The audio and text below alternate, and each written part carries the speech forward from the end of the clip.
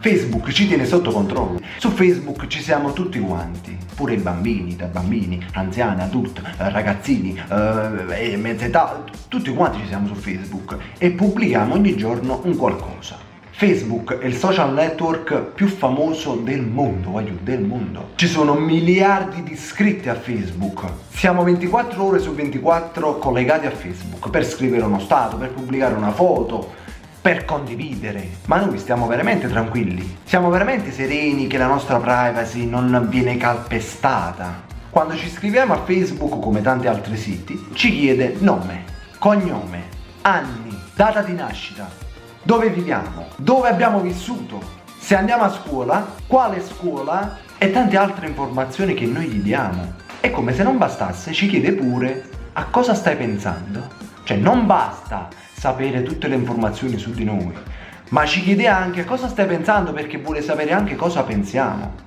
E noi come dei fessi, come dei poveri fessi, stiamo ogni giorno a scrivere cosa facciamo, cosa pensiamo. Andiamo al cinema? Scriviamo che andiamo al cinema. Andiamo in disco? Andiamo in discoteca, però facciamoci una foto, perché comunque Facebook e i nostri amici su Facebook devono sapere dove stiamo, in quale locale stiamo, cosa stiamo facendo e con chi stiamo. Ma questa cosa non ci fa paura? Non ci fa paura far sapere a tutti i nostri cazzi? Ma non è finita qui, perché esistono le pagine.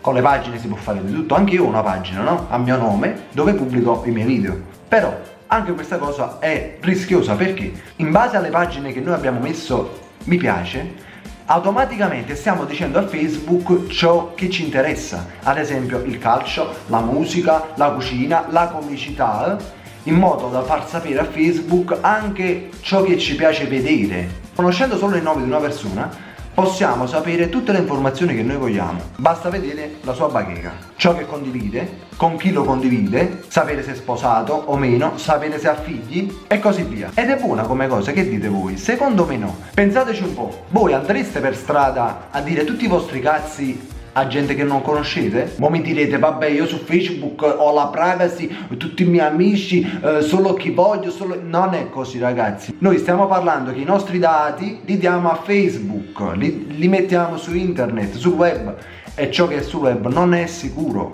Quindi ragazzi, con questo video volevo solo consigliarvi di fare molta attenzione a non pubblicare ogni cazzo su Facebook, perché sono cose vostre, sono cose personali, soprattutto quando state in famiglia, quando state con gli amici, quando state... Non fate sapere i fatti vostri a tutti, soprattutto non pubblicate queste cose su Facebook.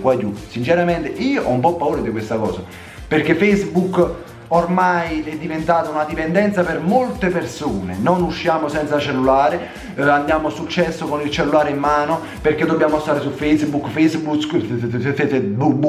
Prima di dormire dobbiamo dare la buonanotte ai nostri amici, quando ci svegliamo dobbiamo dare il buongiorno. Oggi si va al lavoro, oggi non si va al lavoro, ho la febbre, oggi basta.